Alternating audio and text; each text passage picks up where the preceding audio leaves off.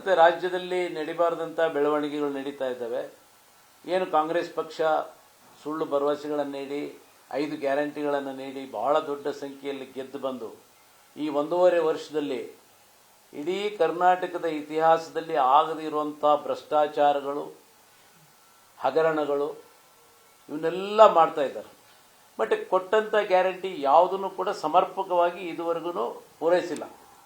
ಸ್ತ್ರೀ ಶಕ್ತಿ ಯೋಜನೆ ಅಂತ ಹೇಳ್ತಾರೆ. ಶಕ್ತಿ ಯೋಜನೆಯಲ್ಲಿ 10 ಬಸ್ ಇದ್ದಲ್ಲಿ 5 ಬಸ್ ಕಡಿಮೆ ಮಾಡಿದ್ದಾರೆ, 5 ಬಸ್ ಹೋಗ್ತಾ ಇರೋದು ಅಲ್ಲಿ ಕೂಡ ಇಲ್ಲ.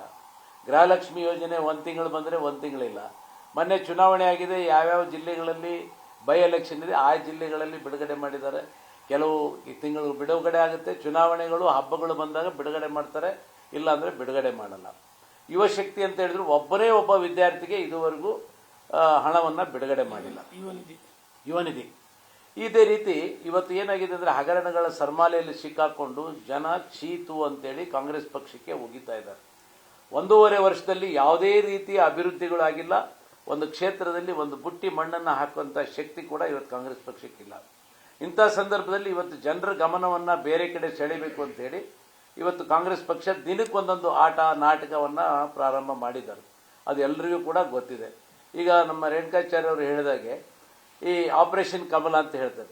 ಯಾವ ಮೂರ್ಖನೂ ಕೂಡ ಈ ಆಪರೇಷನ್ ಕಮಲಕ್ಕೆ ಕೈ ಹಾಕೋಕ್ಕೆ ಸಾಧ್ಯನೇ ಇಲ್ಲ. ಯಾಕೆಂದ್ರೆ 133 ಜನ ಇದ್ದು 90 ಜನ ಇವತ್ತು ಬಂದಾಗ ಮಾತ್ರ ಆ ಸರ್ಕಾರ ಬಿದ್ದು ಹೋಗಕ್ಕೆ ಸಾಧ್ಯತೆ ಹೊರತು ಅಲ್ಲಿಂದ 90 ಜನ ಬರೋಕ್ಕೆ ಆಗೋದಿಲ್ಲ. ಇವತ್ತು ಯಾರನ್ನಾರು ಖರೀದಿ ಮಾಡೋಕ್ಕೂ ಆಗೋದಿಲ್ಲ. ಇವತ್ತು ಅವರವರೇ ರೇಟ್ ಫಿಕ್ಸ್ ಮಾಡ್ಕೊಳ್ತಾ ಇದ್ದಾರೆ. ಅವರವ್ರ ಶಾಸಕರುಗಳಿಗೆ ಅವರವ್ರ ರೇಟ್ ಫಿಕ್ಸ್ ಮಾಡ್ತಾರೆ. ಸಿದ್ದರಾಮಯ್ಯನವ್ರು 50 ಕೋಟಿ ಅಂದರೆ ಗಾಣಿಗೆ ಅವ್ರು 100 ಕೋಟಿ ಅಂತ ಹೇಳ್ತಾರೆ. ಅಂದರೆ 50 ಕೋಟಿ ಸಿದ್ದರಾಮಯ್ಯನವ್ರು ನೀವು ಹೇಳಿದ್ದು ಕಡಿಮೆ ಆಯಿತು, ನಮ್ಗೆ ಬೆಲೆನ ಯಾಕೆ ಕಡಿಮೆ ಮಾಡ್ತೀರಿ, 100 ಕೋಟಿಗೆ ಅಂತೇಳಿ ಹೇಳ್ಕೊಂಡ ರೀತಿ ಅದು ಆಗ್ತಾ ಇದೆ. ಅದನ್ನು ಮಾಡಲಿಕ್ಕೆ ಯಾರು ಸಾಧ್ಯ? ನಮಗೆ ಈ ಕಾಂಗ್ರೆಸ್ ಸರ್ಕಾರ ಇನ್ನೂ ಅಷ್ಟು ವರ್ಷಗಳು ಏನು ಅವಧಿ ಕೊಟ್ಟಾರೆ ಇದ್ದು ಜನ ರಸ್ತೆಯಲ್ಲಿ ಅವರು ಅಡ್ಡ ಹಾಕಿ ಹೊಡೆಯುವಂಥ ಪರಿಸ್ಥಿತಿ ಬರೋವರೆಗೂ ಕೂಡ ಅವ್ರು ಕಾಂಗ್ರೆಸ್ ಆಡಳಿತದಲ್ಲಿ ಇರಬೇಕು ಅನ್ನೋದು ನಮ್ಮ ಆಸೆ. ನಾವ್ಯಾರು ನಮ್ಮ ಪಕ್ಷದಲ್ಲಿ ಆಪರೇಷನ್ ಕಮಲಕ್ಕೆ ಯಾರು ಕೂಡ ಕೈ ಹಾಕುವಂಥ ಸಮಸ್ಯೆ ಇಲ್ಲ.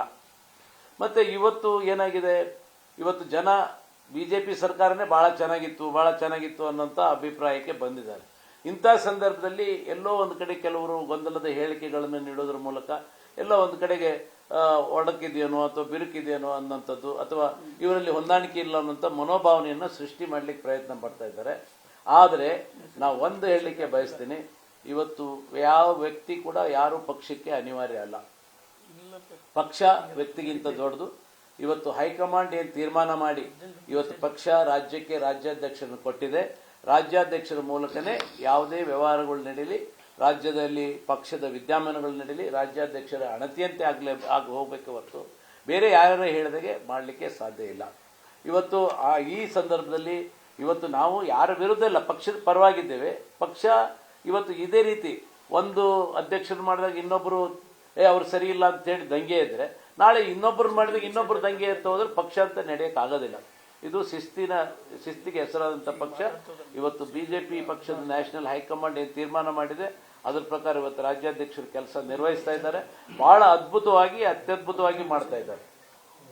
ಒಬ್ಬ ಯುವಕನಾಗಿ ಇವತ್ತು ರಾಜ್ಯದ ಮೂಲೆಗಳನ್ನು ಹಗಲು ರಾತ್ರಿ ಸುತ್ತಿ ಇವತ್ತು ಪಕ್ಷದ ಸಂಘಟನೆಯನ್ನು ಮಾಡ್ತಾರೆ. ಎಲ್ಲೋ ಒಂದು ಕಡೆ ಹೆಚ್ಚು ಕಡಿಮೆ ಇದ್ರೆ ಕರೆದು ಕೇಳಂಥದ್ದು ಎಲ್ಲರಿಗೂ ಕೂಡ ಹಕ್ಕಿದೆ. ಹಿರಿಯರಾದವರು ಅವ್ರು ಹೇಳ್ಬೋದು, ಹಿಂಗೆಲ್ಲ ಹಿಂಗೆ ಮಾಡೋಣ. ಇವತ್ತು ಮಗ ಬಂದ ಅಂತ ಹೇಳಿದ್ರೆ ಅಪ್ಪ ವಯಸ್ಸಾದ್ಮೇಲೆ ಹೇಗೆ ತಮ್ಮ ಮಂತನದ್ದು ವಯಸ್ಸು ಕೊಡ್ತಾನೆ ಹಾಗೆ ಇವತ್ತು ಅವ್ರಿಗೆ ವಯಸ್ಸು ಕೊಟ್ಟಿದ್ದಾರೆ. ಅವತ್ತು ಪಕ್ಷದ ಇವತ್ತು ಯುವಕ ಇದ್ದಾನೆ, ಇವತ್ತು ಅವರು ಕೆಲಸ ಮಾಡ್ತಾ ಇದ್ದಾರೆ. ಅವ್ರ ಜೊತೆಗೆ ನಾವೆಲ್ಲರೂ ಕೂಡ ಇರ್ತೀವಿ.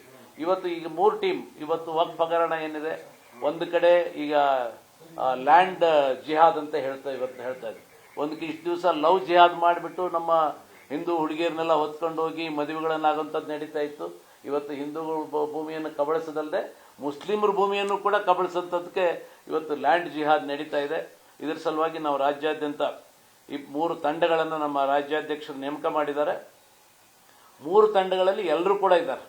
ಅದನ್ನು ಇವತ್ತು ಮೊನ್ನೆ ಪ್ರಹ್ಲಾದ್ ಜೋಶಿ ಅವರು ಕೂಡ ಹೇಳಿದರು, ಭಾಳ ಉತ್ತಮವಾದ ತಂಡವನ್ನು ಇವರು ರಚನೆ ಮಾಡಿದ್ದಾರೆ ಅಂಥೇಳಿ ಅದನ್ನು ಹೇಳಿದ್ದಾರೆ. ಅದರ ಪ್ರಕಾರ ನಾವೆಲ್ಲ ಹೋಗಿ ಎಲ್ಲ ಜಿಲ್ಲೆಗಳಲ್ಲಿ ಜನರನ್ನ ಎಚ್ಚರಿಕೆ ಮಾಡಿ ಇವತ್ತು ಇವ್ರಿಗೇನು ಕಾಂಗ್ರೆಸ್ನವರು ಯಾವ ರೀತಿ ಒಂದು ಸಮಾಜವನ್ನು ಒಂದು ವರ್ಗವನ್ನು ತುಷ್ಟೀಕರಣ ಮಾಡಲಿಕ್ಕೆ ಯಾವ ರೀತಿ ಇವತ್ತು ಕರ್ನಾಟಕದ ಭೂಮಿಯನ್ನು ಕೂಡ ಹರಾಜು ಮಾಡಲಿಕ್ಕೆ ಏನು ಸಿದ್ಧರಾಗಿದ್ದಾರೆ ಅದರ ವಿರುದ್ಧ ನಾವು ಪ್ರತಿಭಟನೆ ಮಾಡಲಿಕ್ಕೆ ನಾವೆಲ್ಲರೂ ಕೂಡ ಸಿದ್ಧರಾಗಿದ್ದೇವೆ.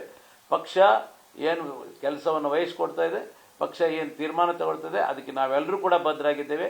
ಇಷ್ಟೇ ಅಂತಲ್ಲ, ರಾಜ್ಯದ MLA ಇರ್ಬೋದು, XMLA ಇರ್ಬೋದು, XMP ಇರ್ಬೋದು, MP ಎಲ್ಲರೂ ಕೂಡ ಸೇರಿ ಅಂಥ ಅವಶ್ಯಕತೆ ಬಂದರೆ ನಾವೆಲ್ಲರೂ ಕೂಡ ಡೆಲ್ಲಿಗೆ ಹೋಗಿ ಇವತ್ತು ರಾಜ್ಯದ ಅಧ್ಯಕ್ಷರು ಏನು ತೀರ್ಮಾನ ತಗೋತಾರೆ, ಯಾವುದು ಅಧ್ಯಕ್ಷರು ಏನು ಕೆಲಸಗಳನ್ನು ಹೇಳ್ತಾರೆ ಅದನ್ನು ನಾವು ಮಾಡಲಿಕ್ಕೆ ಸಿದ್ಧರಾಗಿದ್ದೇವೆ.